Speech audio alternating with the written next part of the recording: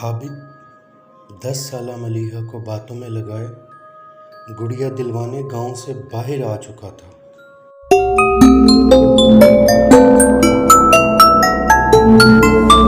وہ تیزی سے پرانی حویلی کی طرف بڑھ رہا تھا۔ شیطان نے آج عابد کی سوچ کو جکڑا ہوا تھا۔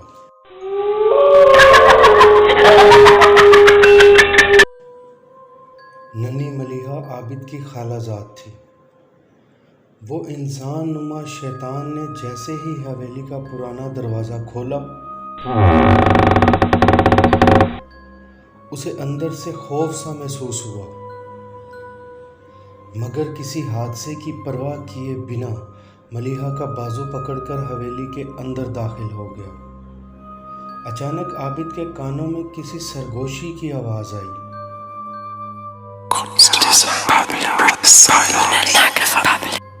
اور پھر عابد کے سر میں کچھ آ کر لگا، جس کی وجہ سے عابد بے ہوش ہو گیا۔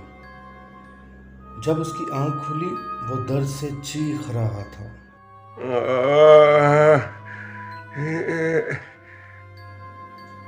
اسے کسی کے چلنے کی آواز آ رہی تھی۔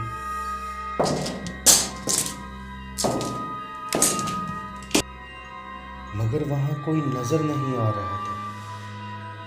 ملیحہ جانے کہاں چلی گئی تھی؟ اچانک اس نے ایک کمرے کے اندر سے خوفناک آواز سنی۔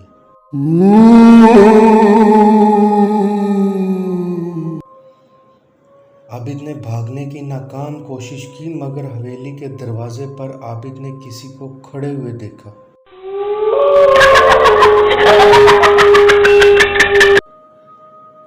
اور پھر اسے حویلی کے کچن سے برتنوں کے ٹوٹنے کی آوازیں آنے لگیں۔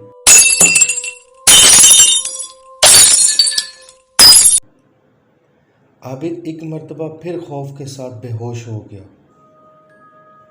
جب دوبارہ ہوش آیا تو وہ اب حویلی میں نہیں، گاؤں کے چھوٹے سے دربار کے باہر پڑا ہوا تھا۔ لا الہ الا اللہ۔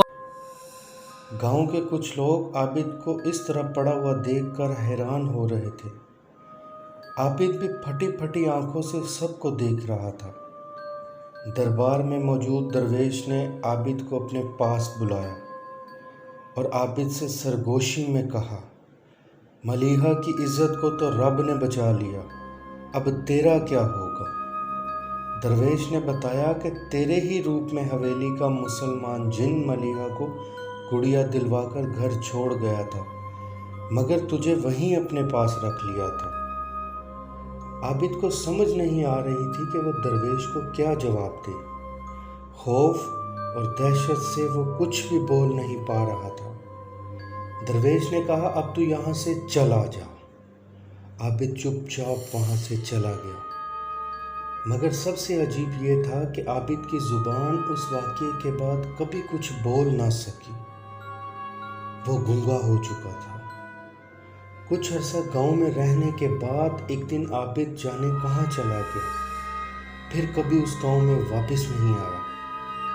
گاؤں والے سمجھتے تھے عابد پر جنات کا سایہ ہے، مگر اصل قصہ درویش کو پتا تھا، کیونکہ وہی درویش ہی اصل میں پرانی حویلی کا مسلم جن تھا، جو ظاہری طور پر دربار کی ڈیوٹی پر مامور تھا، اور یہ بات اس گاؤں کے بزرگوں کو پتہ تھی۔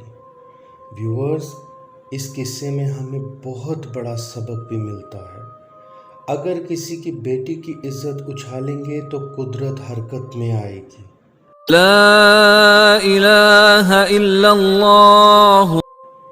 میرے چینل کو لائک اور سبسکرائب کر کے میری حوصلہ افزائی کریں، تاکہ ایسے ہی سچے واقعے آپ کو ملتے رہیں۔ اللہ نگہبان۔